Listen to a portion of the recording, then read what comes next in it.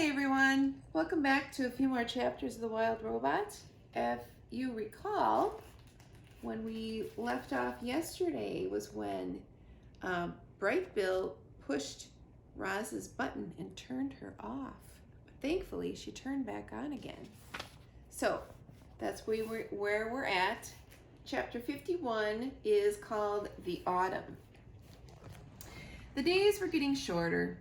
The air was getting crisper, and one morning Roz walked out to find a layer of frost on the garden. Autumn had come to the island. The tree leaves, which had been green for the robot's entire life, turned yellow and orange and red. Then they let go of their branches and floated down to the ground, and the forest gradually filled with the sounds of creatures scurrying through dead leaves. Tree nuts were also falling, thunking onto roots and rocks and occasionally clanging off the robot.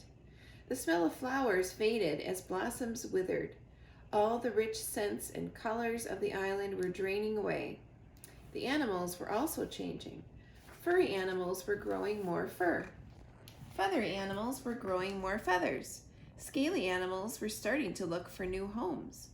"Yerp, it's cooling off," croaked one frog to another.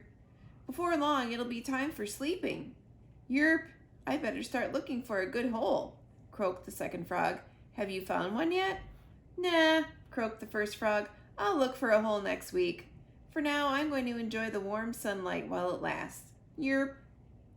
Many of the island animals were already thinking about their winter hibernation. Frogs, bees, snakes, and even bears would soon disappear and spend the next few months resting out of sight. And then there were the birds. Some birds, like owls and woodpeckers, would spend the winter nesting and eating the island's few remaining edibles. But the migratory birds were preparing for the long journey south to their warm wintering grounds, and among the birds destined to leave were the geese. Oh boy, the geese. The flock. Chapter 52. Bright Bill slowly waddled into the nest. He had a confused look on his face. "Mama, the other goslings said that we have to leave the island soon, and we won't return for months and months. Is that true?" "That is true," said Roz. "You know that geese migrate south for the winter." "Will you migrate with us?" said Bright Bill. "I cannot fly or swim, so I will spend the winter here on the island." "Can I stay with you?" "I do not think that is a good idea. I think you should migrate with the flock." "How long will the migration take?" said Bright Bill. "Where will we fly? When will we come home?" "I do not know," said Roz. "Let us go ask the others." And so the robot and the gosling walked around the pond to where Loudwing and her friends were chatting. "Hello everyone," said Roz. "Bright Bill has some questions about the flock's upcoming winter migration." "And we'd be happy to answer them," said Loudwing. "What would you like to know, little one?" "How long will the migration take?" said Bright Bill. "Where will we fly? When will we come home?" "It'll take us a couple of weeks to fly south," said Loudwing, "depending on the weather. We'll join other flocks at a beautiful lake in the middle of a great sprawling field," said another goose. "And we'll come back to the island after 4 or 5 months," said someone else, "depending on the weather." As they walked back to the nest, Bright Bill said to his mother, "Lately I've been feeling this strong urge to fly, not just around the pond or the island, but to go on a long flight, a journey." "Those are your instincts," said the robot. "All animals have instincts. They help you survive." "Do you have instincts?" said the gosling. "I do have instincts. They help me survive also." "My instincts are definitely telling me to fly south for the winter," said Bright Bill. "I just wish you could join us. I'm going to worry about you while I'm away." "Do not worry. I will be fine," said Roz. "How bad could winter be?" Oh boy, I have a feeling it's not going to be good. Chapter 53, The Migration. It was the night before the migration, and Bright Bill was sleeping fitfully. Roz watched him toss and turn until he finally crawled up into her arms, and she rocked him to sleep, just like the old days. Early the next morning, Bright Bill waddled outside and looked at the pond. The water was perfectly still. A few lazy clouds drifted above. Geese were already gathering by the beach, and then tiny claws scampered down from the treetops. "So today's the day, huh?" said Chit Chat, perched on a branch. "You're going to see so many new things and meet so many new animals, and if there are any squirrels at your wintering grounds, please tell them that Chit Chat says hello." "Today is the day," said Bright Bill. "The flock will be leaving soon. Are you excited or nervous or scared?" "I'm all of those things." The squirrel whispered, "Well, don't worry about your mother.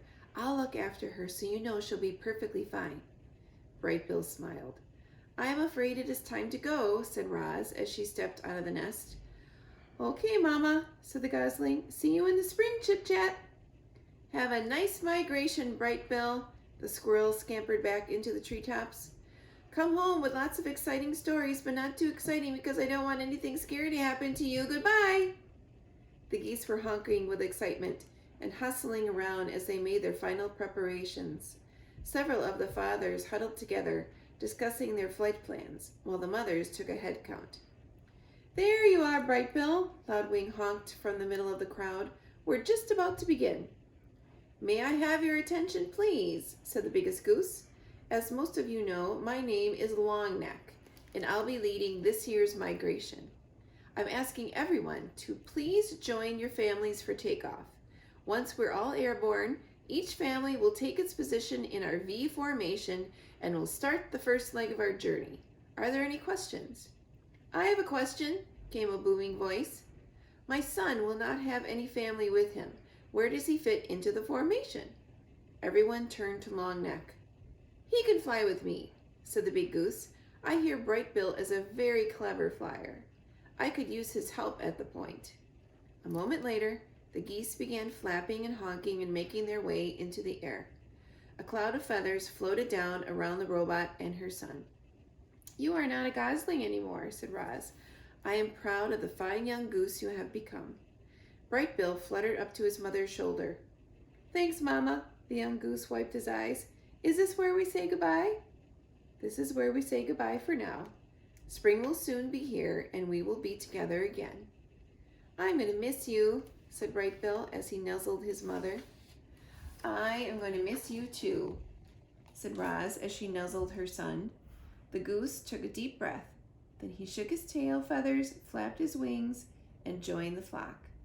At first, the geese flew in a disorganized jumble, but each goose slowly drifted into position until the flock formed a wobbly V. At the lead was Longneck, and behind his left wing was Bright Bill. They circled in the sky until the V pointed south, and then the geese began their long migration. Roz climbed to the top of a tree and watched as the flock slowly faded into the horizon. That's where we're going to end for today. We'll have to find out what happens when they reach winter tomorrow. I will see you then. Bye-bye.